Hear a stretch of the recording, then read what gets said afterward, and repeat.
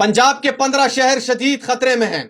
Management Hakam ने notum जारी कर दिया है और इन तमाम तर शहरों के नाम भी उसने लिए हैं और इसने कहा है कि अपने पास खुराक और बाकी अशिया महफूज कर लें, क्योंकि आने वाले मौसमियाती तब्दीलियों की वजह से पंजाब के अंदर ये 15 शहर शदीद मुतासिर होंगे।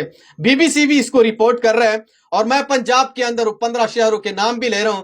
अगर आपका ताल्लुक भी इस शहर से है तो आपने अपनी हिफाजती इंतजामात जरूर करने हैं, मतलब खुराक और बाकी अशिया भी अपने पास महफूज कर लेने हैं। सबसे पहले नंबर पर आता है जनाब लाहौर, रावलपिंडी, फैसला